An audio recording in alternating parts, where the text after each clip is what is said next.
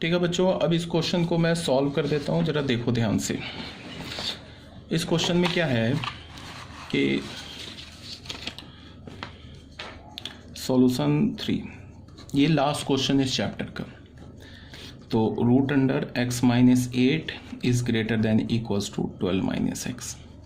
अब बच्चों डोमेन कैसे निकालेंगे? सबसे पहले हम तो डोमेन निकालेंगे। तो डोमेन निकालने के लिए क्या है, इसको देखा, इसको देखा, ये कब कब डिफाइंड है।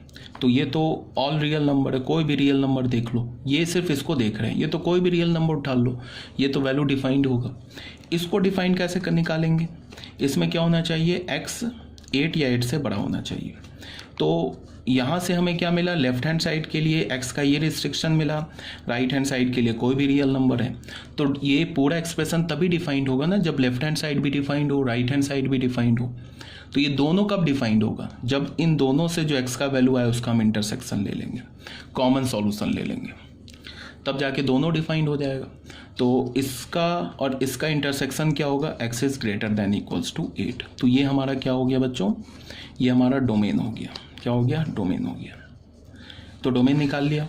उसके बाद हमारे पास क्या लिखा है, root under x minus 8 greater than 12 minus x.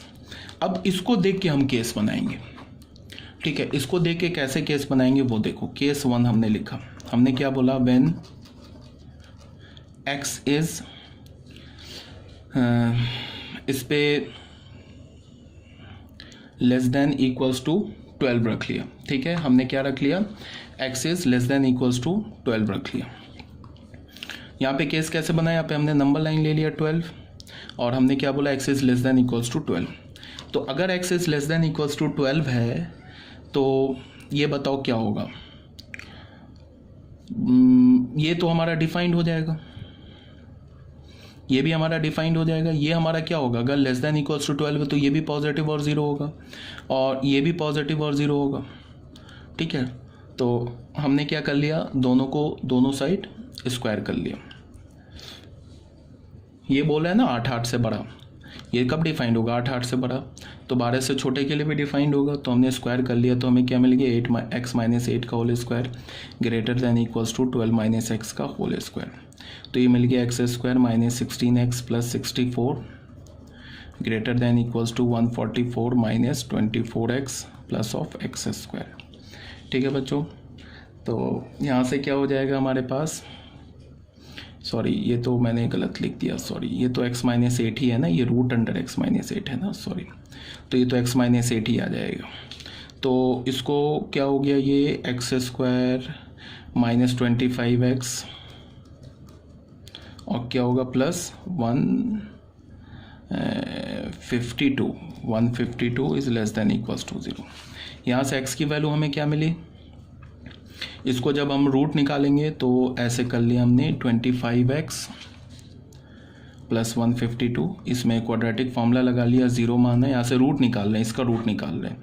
तो x का वैल्यू क्या होगा, 25 प्लस माइनस 25 का square 625 minus 4 into 1 into 4 to 8, 4 into 1 into 152 upon 2a, तो 2। तो यहाँ से हमें x की वैल्यू क्या मिल गई, 25 plus minus 625 minus 608 upon 2। x की वैल्यू क्या मिली, 25 प्लस माइनस क्या हो जाएगा 7 और ये हो गया 17। ठीक है, आई गेस ठीक है, अपॉन 2 ये हो गया हमारे पास। तो हमारे पास इस एक्सप्रेशन के दो रूट्स मिले ना बच्चों। तो पहला रूट क्या हो गया, पहला रूट हमें क्या मिल गया, देख लो 25 प्लस रूट 17 अपॉन 2 और दूसरा रूट क्या मिल गया, 25 माइनस रूट 17 अपॉन 2। अच्छा, इसका वैल्यू क्या होगा, रूट 17 क्या होगा, 4 से थोड़ा बड़ा, रूट 16 क्या होता है 4, तो रूट 17 क्या होगा 4 से ग्रेटर। तो ये इसका मैं एक अप्रॉक्स वैल्यू निकालने की कोशिश कर रहा हूँ। तो ये इसका अप्रॉक्स वैल्यू क्या होगा, इसका अप्रॉक्स वैल्यू ये क्या होगा, 4 point something, 25 plus 4 point something, तो क्या होगा 29 पॉइंट समथिंग। तो अगर 29 30 होता तो क्या होता, 15 हो जाता 2 से डिवाइड करने पे, तो 29 पॉइंट समथिंग तो क्या होगा 14 पॉइंट समथिंग इसका वैल्यू होगा। एक अप्रॉक्स वैल्यू निकाल रहे हैं, ये क्या होगा 14 पॉइंट समथिंग इसका वैल्यू होगा। इसका वैल्यू देखो 20, ये क्या है हमारा 4 पॉइंट समथिंग, तो 25 में से अगर तुम 4 पॉइंट समथिंग करोगे, 4 से थोड़ा ग्रेटर करोगे तो क्या होगा ये 23 पॉइंट समथिंग। 25 में 4 सब्ट्रैक्ट कर दोगे तो क्या हो जाएगा 21 हो जाएगा, सॉरी 25 में 4 कर दोगे तो 21 हो जाएगा। तो ये 4 से थोड़ा बड़ा है तो 21 पॉइंट समथिंग इसका वैल्यू होगा। फिर 21 को 2 से करोगे तो 10 पॉइंट समथिंग इसका वैल्यू होगा। ये क्या होगा 10 पॉइंट समथिंग वैल्यू हो जाएगा। ठीक है, बस एक मैं आइडिया ले रहा हूँ, क्यों, बिकॉज मुझे इसको रियल नंबर पे रिप्रेजेंट करना है। हम लोग कहाँ थे, हम लोग इस इनइक्वालिटी पे थे। देखो बच्चों, हम लोग इस इनइक्वालिटी पे थे। तो इस इनइक्वालिटी के लिए क्या किया हमने, x माइनस पहला रूट 25 माइनस रूट 17/2 इंटू दूसरा रूट होता है ना, रूट को x minus alpha x minus beta, तो 25 प्लस रूट 17/2। ठीक है, और ये क्या था हमारा लेस देन इक्वल्स टू 0। तो फिर ये क्वाड्रेटिक है बिटवीन द रूट्स, तो क्या हो जाएगा x belongs to 25 minus root 17/2 to 25 plus root 17/2। ये हमारा बच्चों केस 1 का आंसर आ गया। केस 1 का इनिशियल रिस्ट्रिक्शन क्या था, अब मैंने ऑलरेडी बता रखा है कि विद इन द केस क्या करते हैं हम, इंटरसेक्शन लेते हैं। तो ये केस 1 का स्टार्टिंग कंडीशन था, इसको सॉल्व करके ये आ गया। अब इसको इंटरसेक्शन लेंगे हम लोग, इसको फर्स्ट इक्वेशन बोल दिया, इसे सेकंड इक्वेशन बोल दिया, तो फर्स्ट और सेकंड का इंटरसेक्शन लेंगे। ये पॉइंट इसको हमने क्या निकाला है 14 पॉइंट समथिंग, ये क्या है 12, तो 25 माइनस रूट 17/2, तो ये 14 पॉइंट समथिंग है, तो इसके आगे आएगा 12। और ये क्या है 10 पॉइंट समथिंग, तो यहाँ पे ये आएगा 25 प्लस, सॉरी ये तो प्लस है ना,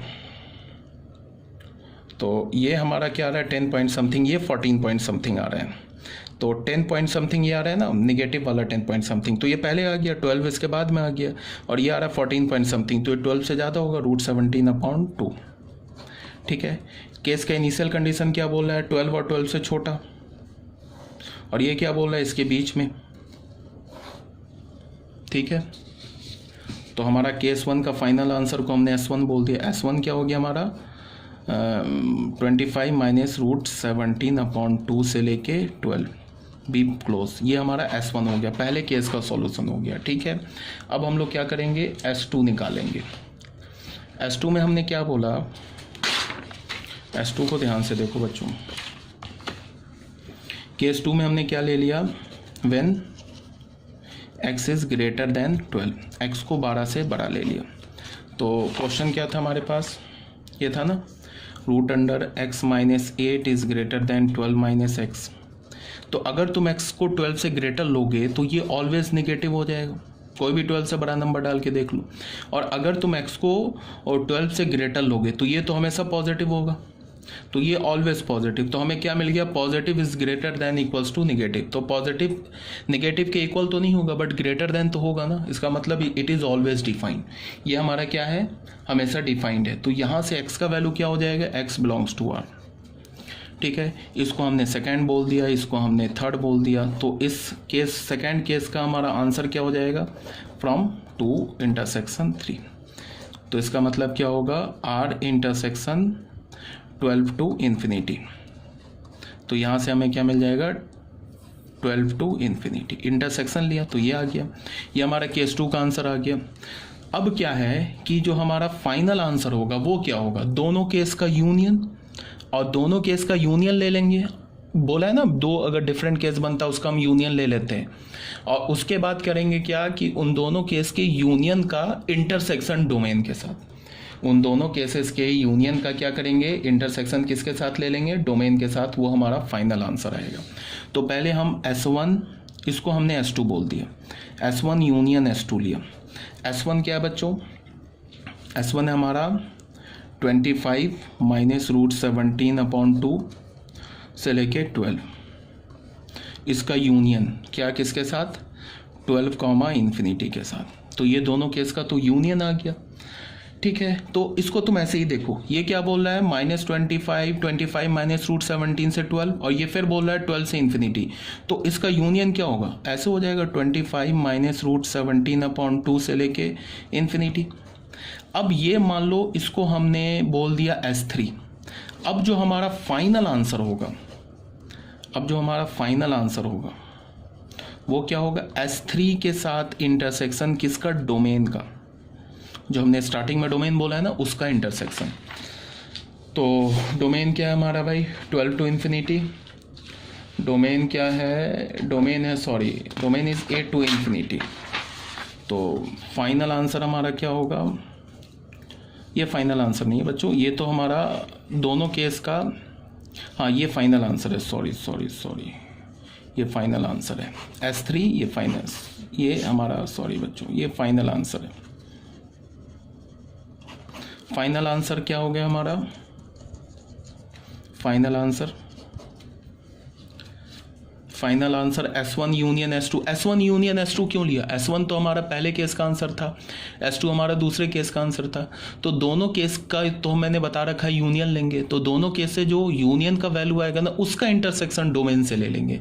बिकॉज डोमेन जो था ना, वो हमारा यूनिवर्सल रिस्ट्रिक्शन था, बिकॉज जो भी x का वैल्यू आएगा वो डोमेन में ही आएगा। बिकॉज अगर डोमेन से बाहर ले लोगे तो वो x का वैल्यू तो क्वेश्चन को डिफाइंड ही नहीं, अनडिफाइंड कर देगा, और डोमेन से बाहर लोगे तो जो फाइनल आंसर आया S3 क्या है, S3 है S1 union S2।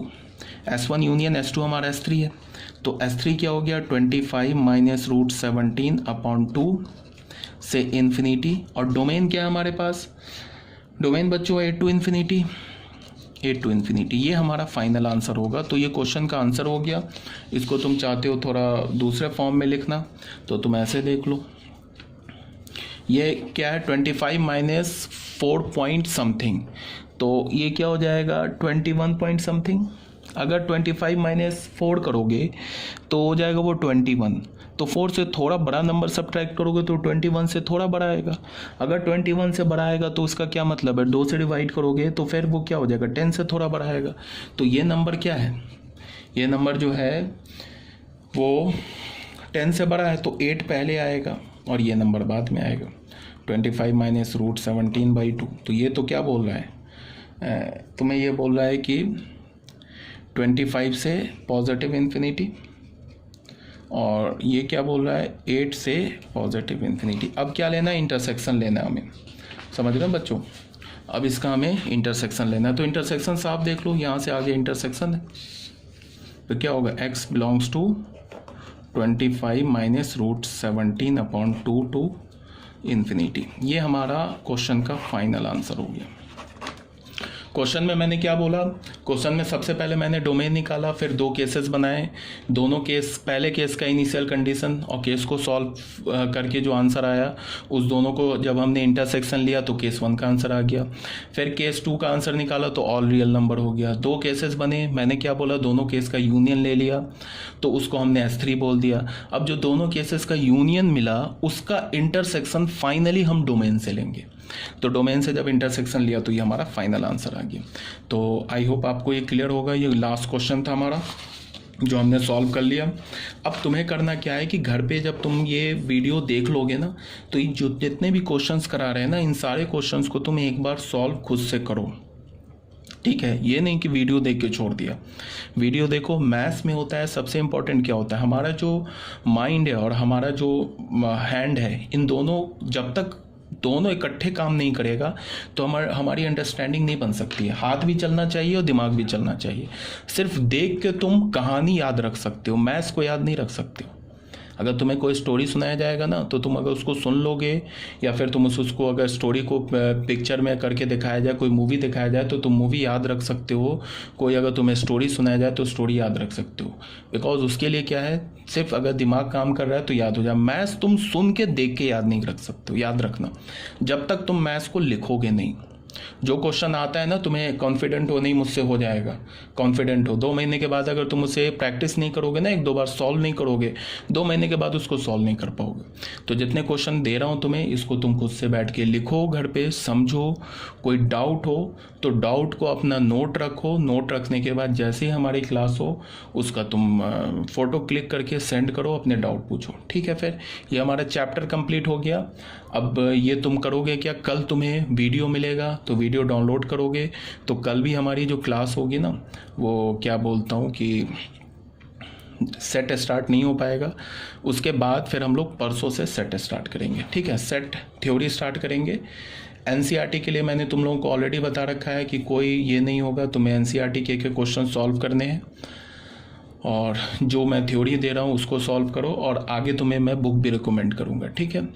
Previous year already बोल रखा है कि पहले 10 साल के, पिछले 10 साल के जेईई मेंस और जेईई एडवांस के प्रीवियस ईयर अभी सॉल्व नहीं करो, बिकॉज अभी सॉल्व नहीं होगा, बिकॉज अभी तो हमने पहला चैप्टर स्टार्ट ही नहीं किया, अभी तो ये सब हम लोग बेसिक मैथमेटिक्स ही पढ़ रहे हैं, ठीक है। तो लेकिन प्रीवियस ईयर अपने माइंड में रखना, प्रीवियस ईयर तुम्हें सॉल्व करना है, एनसीईआरटी सॉल्व करना है। उसके बाद भी जैसे जैसे आगे बढ़ेंगे मैं बुक भी रेफ़र करता जाऊंगा और बताता जाऊंगा किस बुक से तुम्हें क्या पढ़ना है। जो मैं नोट्स बोल रहा हूँ, दे रहा हूँ तुम्हें, ये बहुत इंपॉर्टेंट है, और जो मैं तुम्हें क्वेश्चन दे रहा हूँ, जो क्वेश्चन करवा रहा हूँ, ये बहुत इंपॉर्टेंट है, इसको तुम याद रखो, ठीक है।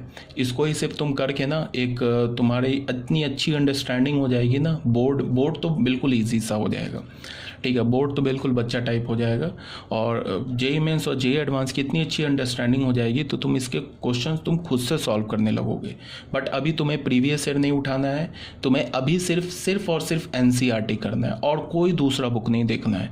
जो मैं नोट्स दे रहा हूँ उसे करना है, और तुम्हें एनसीईआरटी करना है। अभी बाकी किसी बुक से तुम्हें क्वेश्चन सॉल्व नहीं करना है। जैसे जैसे हम बढ़ेंगे आगे, वैसे वैसे मैं तुम्हें बुक भी रेफ़र करता जाऊँगा और तुम्हें बताता जाऊँगा कैसे कब क्या करना है, ठीक है। फिर ओके।